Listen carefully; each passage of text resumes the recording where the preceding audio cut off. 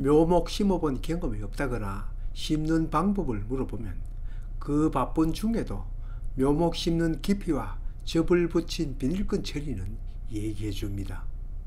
어느 과수를 심든 접목 부위, 즉 접을 붙인 지점이 지면에 올라오도록 심습니다. 물론 접을 붙일 때 사용한 비닐끈은 이때 풀죠. 나무는 굵어가는데 거기 비닐이 목을 조르고 있으니 양분 오르내림이 안 되겠죠. 과일나무를 심을 때 접목 부위가 보이도록 심으라 하면 누구나 군말 없이 그대로 따릅니다. 물론 손바닥 농부도 그렇게 시킨 대로 따라해서 심었습니다. 복숭아, 자두, 매실, 감나무 모두 접목 부위가 살짝 보이도록 심지만 사과나무만은 아닙니다. 접목 부위가 살짝 보이는 게 아니라 아주 많이 보이도록 심으라고 합니다.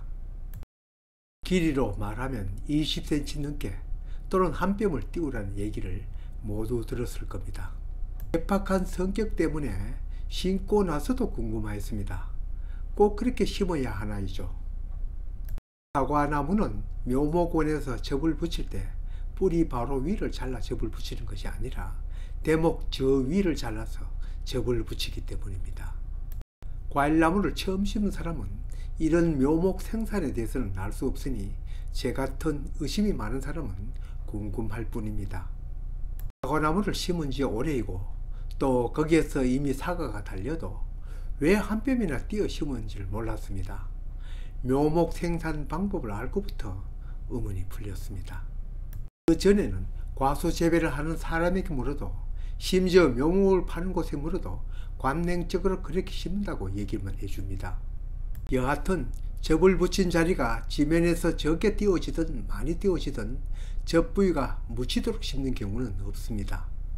성목도 아니고 어린 묘목 접 붙인 자리가 제대로 아물지도 덜한 것도 있으니 여기가 땅에 묻히면 병균이나 벌레의 온상이 되어 나무 생존에도 그렇게 좋을 일은 없을 것입니다.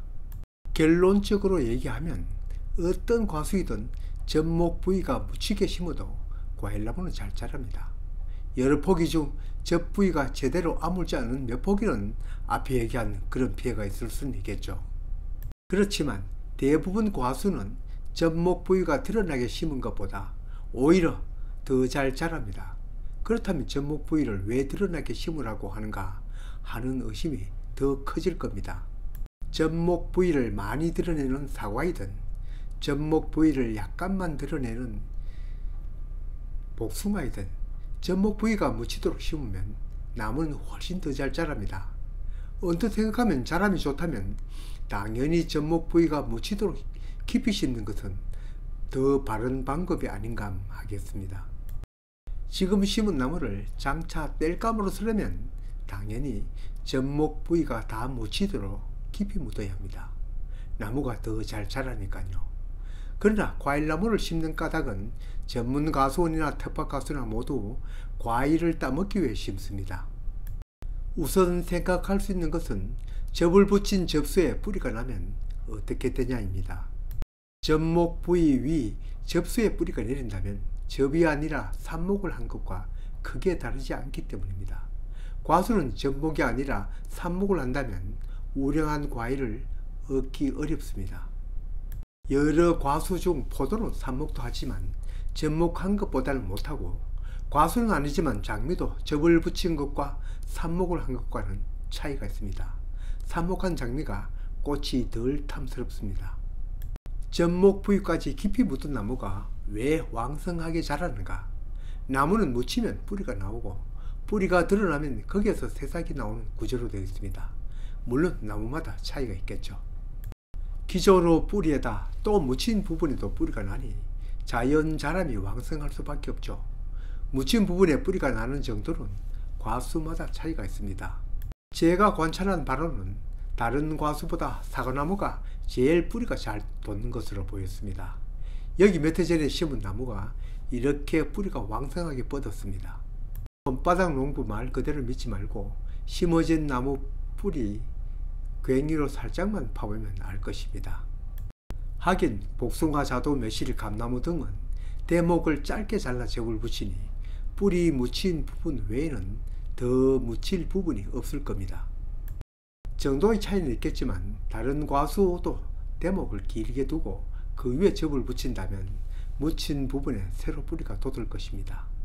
계기를 처음으로 되돌아와서 과일나무가 무지 잘 자라면 나무가 빨리 크고 그러면 자연적 가지도 많이 나고 그 가지에 우량한 과일이 많이 달리는 것에 정상이 아닌가라고 과수를 키우지 않은 사람은 누구나 그렇게 생각할 것입니다.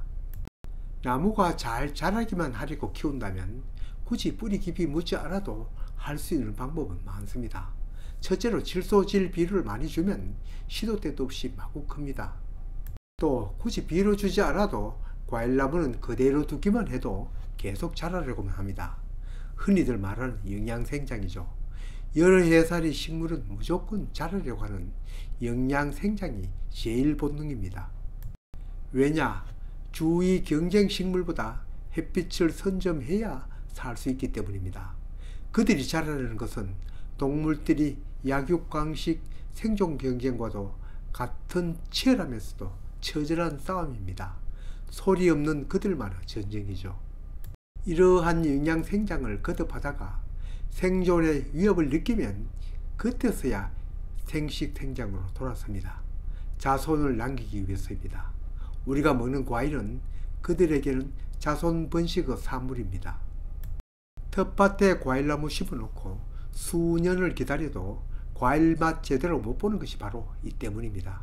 물론 잘 열려도 병충해 때문에 못 먹기도 합니다만, 얕은 나무는 가지를 세워서 마구 큽니다. 그걸 농부가 유인하여 눕히면 거기에 햇빛을 받아 꽃눈을 만듭니다. 과수마다 어떤 수형으로 기르든 모두 나무가 제 맘대로 자라도록 둔 곳은 없습니다. 개심행인이 주관영이 하는 것도 한마디로 말해 과일이 열리는 생식생장으로 유도하기 위함입니다.